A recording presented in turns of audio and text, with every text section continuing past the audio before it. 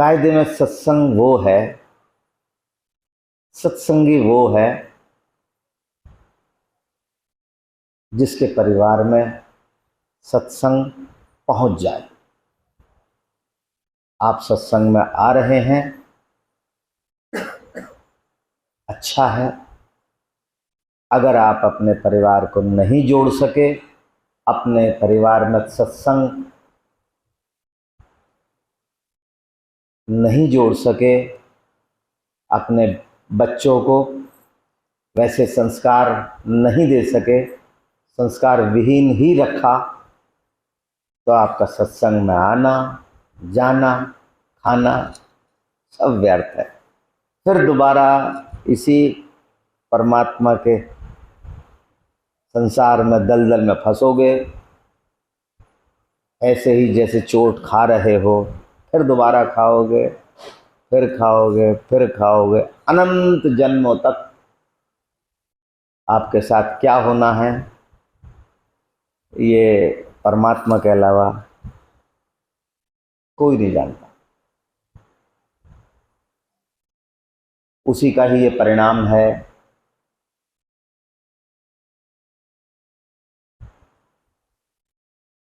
Master साहब, master स्वर्गीय हुकम सिंह जी थे, मेरे मालिक के अनन्य दास थे, और उस दासता का ही ये प्रमाण है कि आज उनका बच्चा क्या बोल रहा था कि बस मुझे इतना ज्ञान है कि मालिक सेवा करवा लेते हैं, मैं कर देता हूँ। शायद ही कभी वो लड़का परमात्मा के चिंतन में यहाँ कभी बैठा हो।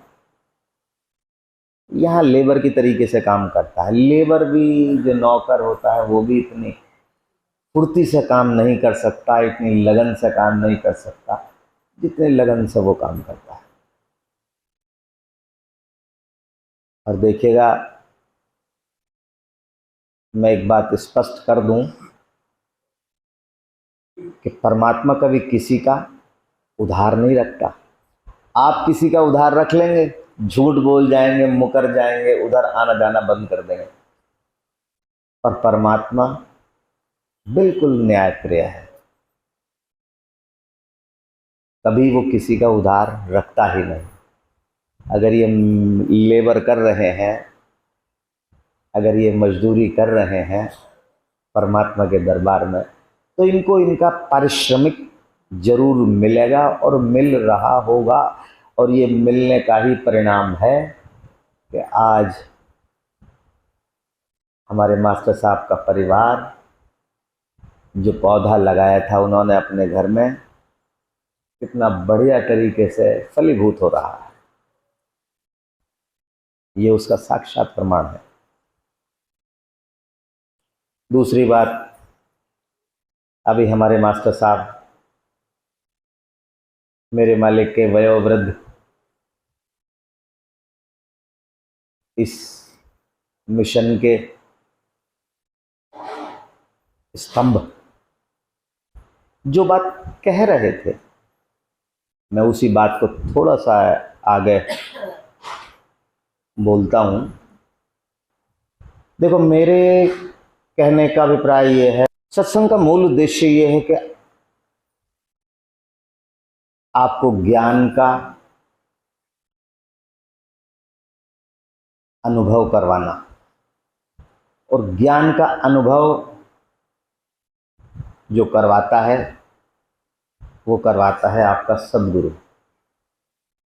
ठीक है, आप अपने दिल पर हाथ रखकर सोचिएगा, जो मैं शब्द बोल रहा हूं, क्या कोई दुनिया में ऐसा ज्ञान है जिस ज्ञान का आपको ज्ञान नहीं है? हर एक आदमी अपने आप को पूर्ण ज्ञानी समझता है,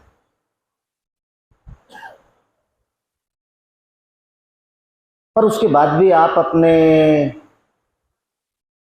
गुरुदेव के सम्मुख बैठे हैं, ज्ञान की प्राप्ति के लिए, ज्ञान के प्रकाश के लिए। क्या आपको लगता है कि आपके भीतर गुरुदेव ज्ञान के प्रकाश को आपको दिखा सकते हैं?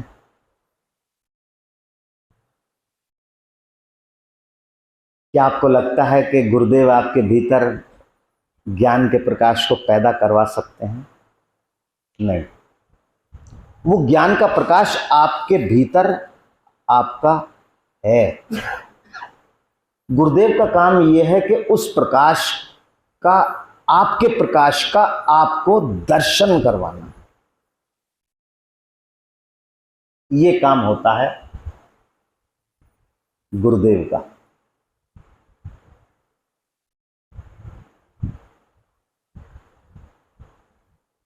उसके बाद आता है सत्य।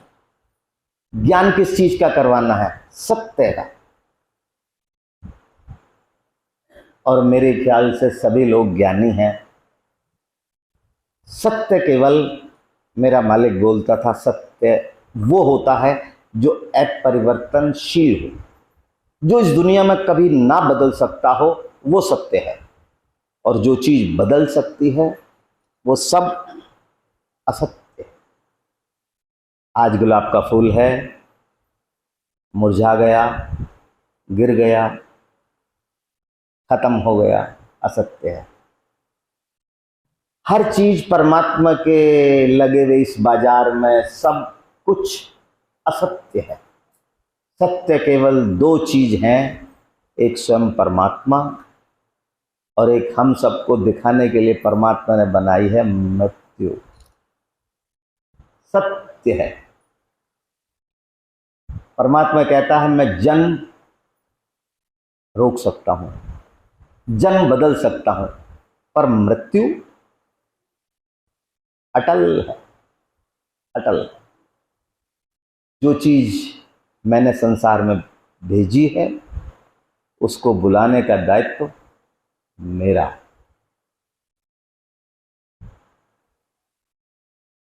अब दो चीज सत्य हैं, मेरे मालिक के मुखारबिंद से बोली हुई। एक परमात्मा। क्या हमको परमात्मा का ज्ञान नहीं है? हम सब जानते हैं परमात्मा विद्यमान है, जानते हैं, केवल जानते हैं, पर मानना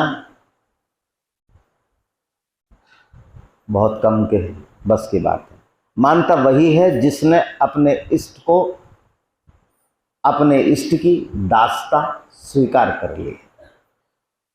अन्यथा उसको यही लगता है कि जो कुछ हो रहा है सब मेरे कर कमलों से हो रहा है।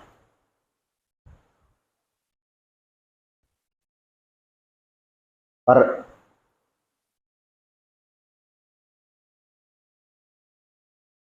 देखो, मैं जो बात कह रहा हूं, मैं किसी दूसरे युग की बात नहीं कह रहा। बिल्कुल मैं इसी मृत्युलोक की बात आपको उदाहरण देता हूं। मीराबाई हैं। मीराबाई ने अपने काव्य ग्रंथ में लिखा है, तात मात भ्रात बंधु अपनो न कोई।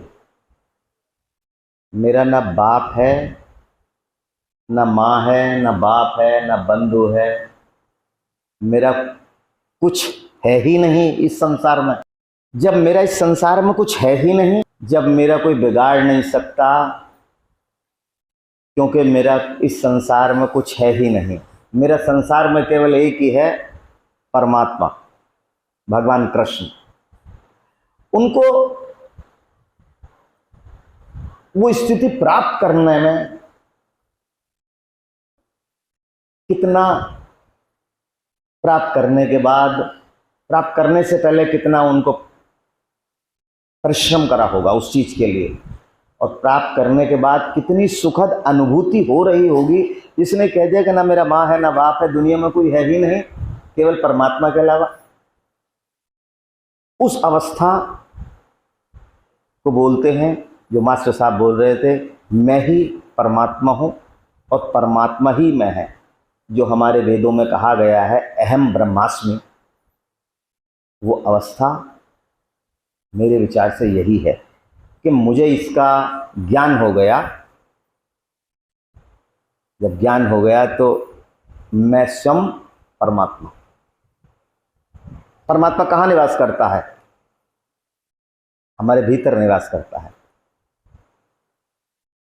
और जब तक परमात्मा निवास कर रहा है, हमको क्या बोला जाता है? शिव। और जब परमात्मा निकल जाता है तो क्या बोला जाता है? शव, है ना? कहाँ है परमात्मा? कौन नहीं जानता? मेरे भीतर है परमात्मा। मेरा मालिक भी बोलता था, जिसको भी परमात्मा का ज्ञान हो जाता है, जिसको भी परमात्मा का एहसास हो जाता है, वो परमात्मा का स्वरूप हो जाता है, वो परमात्मा मैं हो जाता है। और जब परमात्मा मैं हो जाता है तो उसकी अवस्था बिल्कुल भिन्न हो जाती है, उसको अपना बोध हो जाता है। हम मालिक के दरबार में बैठे हैं, उस ज्ञान को प्राप्त करने के लिए ही तो हम अपने गुरुदेव के दरबार में बैठे हैं। ज्ञान को क्या कहा गया है? बोध। बोध से क्या बने हैं? महात्मा बुद्ध। महात्मा बुद्ध का नाम तो उनको ये उपाधि है, महात्मा, और बुद्ध से बना है, बोध से बना है बुद्ध। आपको शायद जानकारी हो, जब गौतम बुद्ध का जन्म हुआ तो उनके जो पिता थे राजा, उन्होंने ज्योतिषी को बुलाया। ज्योतिषी को बुलवाने के बाद उनकी जब जन्मपत्री वगैरह दिखवाई तो ज्योतिषियों ने बताया कि ऐसा है महाराज, ये बालक जो है, इस बालक को कभी आप अंतर्दृष्टि होने मत देना। बोले जी अंतर्दृष्टि मतलब? बोले इसे ज्ञान, आत्मज्ञान होने मत देना। कारण ये है कि ये सब राज काज पाठ छोड़ के सब कुछ चल देगा। तो बोले कि भाई अब बताओ कौन राजा होगा, अपने कौन बाप होगा अपने पुत्र को सन्यासी बनाने का प्रयास करे? हर एक ये चाहता है कि अच्छा बने, खूब बड़ा हो, और राजा का पुत्र राजकुमार, पता है कि यही राजगद्दी संभाल लेगा। तो उनके पिताजी ने कहा कि किस ढंग से इसको रोका जा सकता है? बोले कि आपको करना यह है कि कभी भी इसके सामने कुमलाए हुए फूल ना लाना,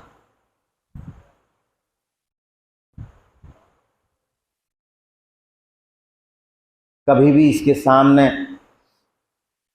पेड़ के पीले पत्ते ना दिखाई दे जा,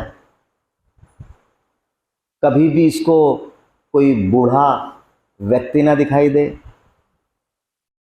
कभी भी इसको कोई मृत्यु हुए हुए शव ना दिखाई दे जाए। बोले जिस दिन दिखाई दे जाएगा उस दिन ये अंतर्दृष्टि से हो जाएगी, और जिस दिन हो गई उस दिन ये सब कुछ छोड़ देगा।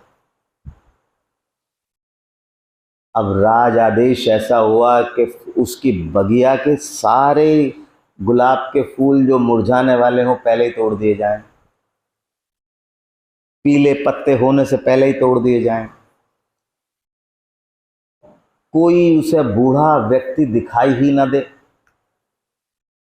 क्योंकि राज ज्योतिषियों ने कह दिया कि अगर ये कोई बूढ़ा व्यक्ति भी दिखाई देगा तो ये मालूम करेगा क्या सभी बूढ़े होते हैं। कोई मृत्यु वाला व्यक्ति दिखाई दे गया तो मालूम करेगा क्या सभी की मृत्यु होती है, तो क्या मेरी भी मृत्यु होगी। बोले कि इन सब चीजों से बचना अगर है तो इनको आत्मबोध, आत्मज्ञान ये होने मत देना। ठीक है, पूरी सुरक्षा करवाई गई, भाई राज आदेश था, सारी व्यवस्था हो गई। पर अचानक एक बार ऐसा हुआ कि गौतम बुद्ध किसी महोत्सव में जा रहे थे। उनका सारथी रथ चला रहा था। अचानक उन्होंने देखा कि एक व्यक्ति बूढ़ा पास से गुजरा।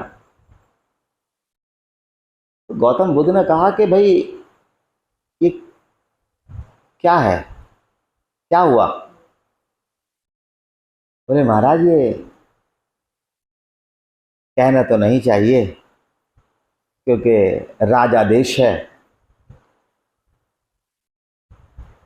पर मेरे ना बताने से ऐसा नहीं है कि आपको पता ना लगे। ये व्यक्ति बूढ़ा हो गया। तो कहते हैं गौतम बुद्ध ने मालूम करके, पहले जवान था? बोले हाँ। तो गौतम बुद्ध बोले कि भाई क्या मैं भी बूढ़ा होऊंगा?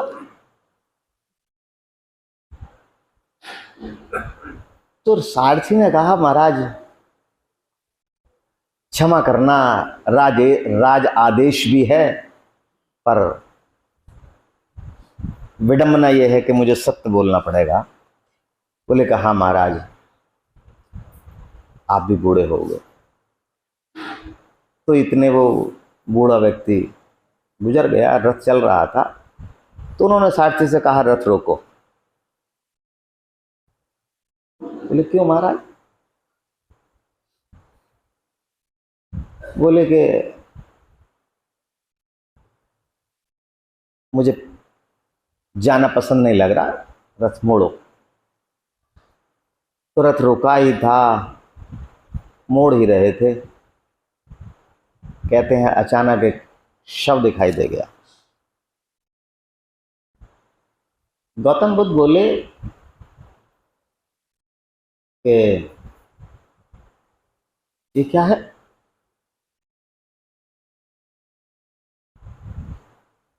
बोले भगवान क्षमा करें, राजादेश है, पर मैं बोलना पड़ रहा है कि इसकी मृत्यु हो गई। अब ये बात देख के गौतम बुद्ध बड़े चिंतित हुए। बोले मृत्यु हो गई? बोले हाँ जी। बोले क्या मृत्यु हर एक की होगी? बोले हाँ जी।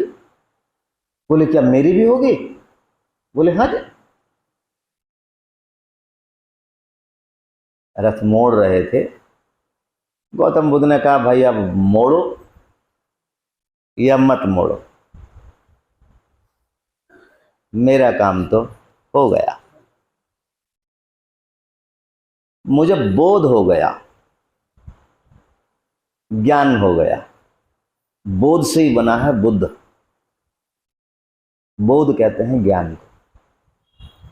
बोध हो गया। क्या ज्ञान हो गया? कि जीवन एक ना एक दिन समाप्त होना है, हर चीज छोड़नी है। इस छोटे से जीवन में परमात्मा से जितना नजदीक पहुंच जाओगे उतना अच्छा है। अब आप ये बताइए, जिस चीज का बोध, जिस चीज का ज्ञान पाने के बाद गौतम बुद्ध को गौतम नाम से कोई जानता ही नहीं, महात्मा बुद्ध, उन्होंने बौद्ध धर्म का निर्माण कर दिया। जिसके ज्ञान से, जिस ज्ञान को पाने के बाद उनको महात्मा की उपाधि मिल गई। आप यकीन मानिए यहां जितने भक्त बैठे हैं, मेरे मालिक के दास बैठे हैं या चेले बैठे हैं, किसको ज्ञान नहीं है? क्या मृत्यु का ज्ञान किसी को नहीं है? हर एक जानता है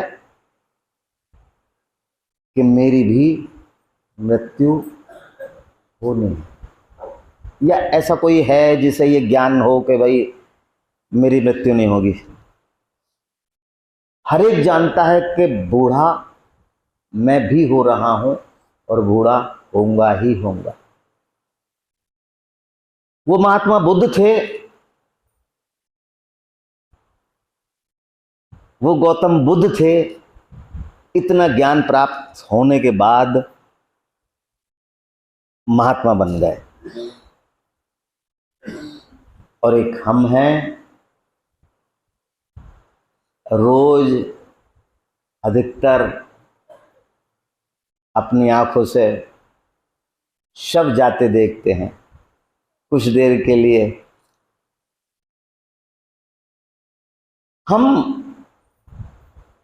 महात्मा बुद्ध या गौतम बुद्ध बनने की तो बात बहुत दूर हो गई। हम अपने मालिक के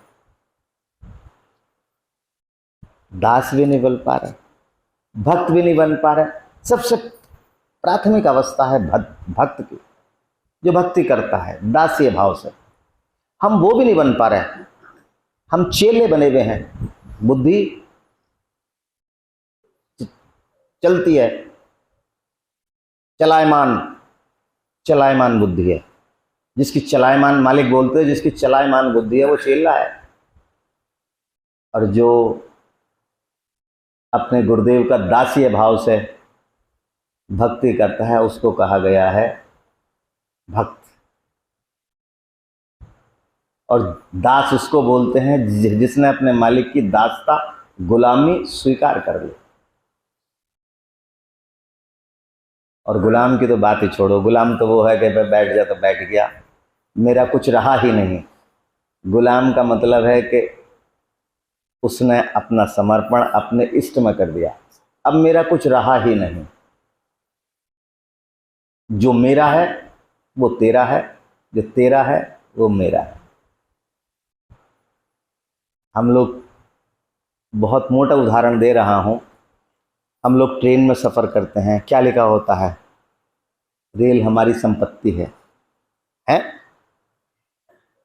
इसका कभी पढ़ने का बात, कभी मन सोचने का देखा है? क्या है वो? वही है कि आपकी ही चीज है, सरकार भी आपकी है, नुकसान करोगे तो आपकी जेब पर ही नुकसान हो रहा है। उस अवस्था को कहा गया है गुलाम। तो मेरा तो देखिए, बार बार आप लोगों से एक ही कहना है, आप सब ज्ञानी हैं, महापुरुष हैं, गौतम बुद्ध बनने की लाइन में लगे हुए हैं, महात्मा बनने की लाइन में लगे हुए हैं, प्रयास सब कुछ कर रहे हैं, पर मुझे कहते हुए बड़ी दिक्कत होती है। ना हमारा बुद्धि बदल पा रही है, बुद्धि में परिवर्तन आ पा रहा है, न मन की स्थिति में परिवर्तन आ रहा है, और तन की परिवर्तन की स्थिति तो दूर की बात है। हमारा लक्ष्य बोध को प्राप्त करना है ही नहीं, हमारा लक्ष्य ज्ञान को प्राप्त करना है ही नहीं। ये बात मेरे मालिक भी बोलते थे कि जितने यहाँ आ रहे हैं सब सत्संगी नहीं है। कोई पूजा करना आ रहा है, कोई खाना आ रहा है, कोई चप्पल चुराना आ रहा है, कोई सोना आ रहा है, कोई हारमोनियम बजाना आ रहा है, कोई गाना आ रहा है, कोई तमाशा देखना आ रहा है, और कोई परमात्मा का चिंतन ही करना आ रहा है। कोई अपने घर पत्नी से लड़ाई झगड़े से बचने के लिए आ रहा है। हर एक के आने का उद्देश्य अलग अलग है। तो मालिक बोलते थे उनको फायदा भी अलग अलग। जो अपनी पत्नी से बच के आ रहा है उसे सुकून मिलेगा, जो सोना नहीं मिल रहा है सोना आ रहा है सोना मिलेगा, जो हारमोनियम बजाने आ रहा है उसकी इच्छा पूरी होगी, जो खाना आ रहा है उसकी इच्छा पूरी होगी, और जो परमात्मा का चिंतन करना आ रहा है, मालिक कहता है कि मैं उसकी इच्छा वैसी पूरी करूँगा। और जो चप्पल चोरी करने आ रहा है, इच्छा उसकी पूरी भी होती है नहीं होती है। अब यहाँ आप देखोगे कल से मेरे मालिक का उत्सव शुरू हो जाएगा। उत्सव के बाद बहुत से कहेंगे गुरुजी मेरी चप्पल चोरी हो गई। मैं कहूँगा मुझसे पैसे ले का फटाक देना। बस तेरे बाप की थोड़ी चोरी हो रही है, जिसके आया था मेहमान, जिसका मेहमान है वो दिलवाएगा चप्पल, क्यों घबराता है। तो अब एक बात समझो, अगर आपकी चप्पल चोरी हुई है, जिसने चुराई है उसका उद्देश्य क्या था? चप्पल के लिए आया होगा ना। वो छांटी होगी उसने चप्पल, कौन सी चप्पल सबसे महंगी, कौन सी चप्पल सबसे नई, है ना। तो मालिक ने कभी किसी को मना नहीं करा।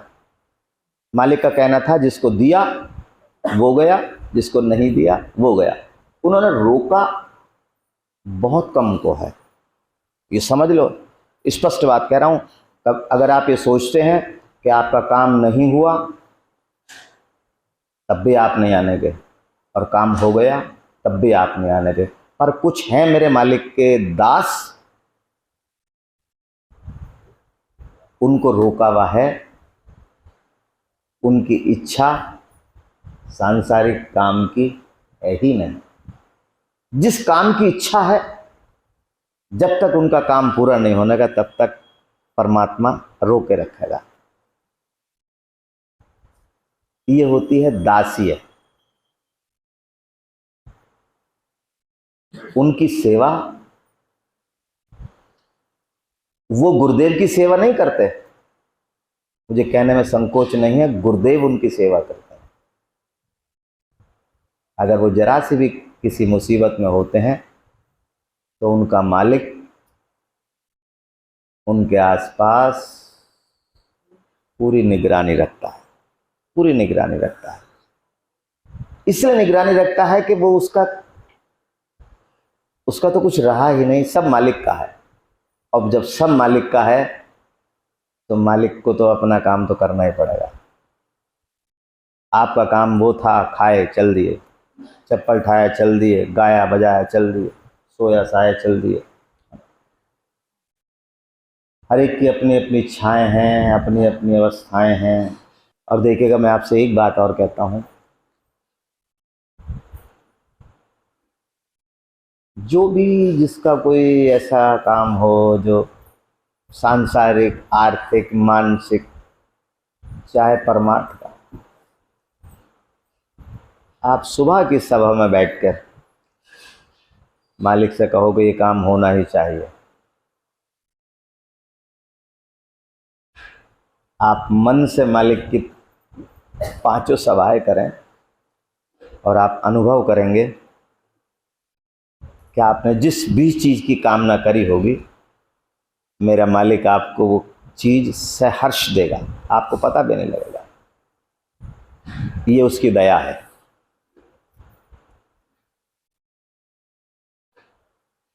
और ज्ञान की बात है, मास्टर साहब ने कितने ज्ञान की बात, ज्ञानवर्धक बात कही। थोड़ा सा भी अगर हम उन पर ध्यान दे लें, आप यकीन मानिएगा, मैं बार बार कहता हूँ, हमारी ज्ञान लेने के बाद, ज्ञान सीखने के बाद, ज्ञान चक्षु खुलने के बाद हमारी दिशा और दशा दोनों ही बदलती हुई दिखाई देती है। ठीक है, 10 बज गए, सुबह से मालिक की मजदूरी पे लगना है। जिसको मजदूरी पे लगना है, काम पे लग जाना। सैलरी मिलेगी जरूर, ये समझ लो, मुझे भी मिलेगी। ये एग्जामिनेशन मेरा भी है और आपका भी है, स्पष्ट कह रहा हूँ। बस कल सुबह फिर परमात्मा का चिंतन में बैठेंगे। ओम श्री गुरुवे नमः।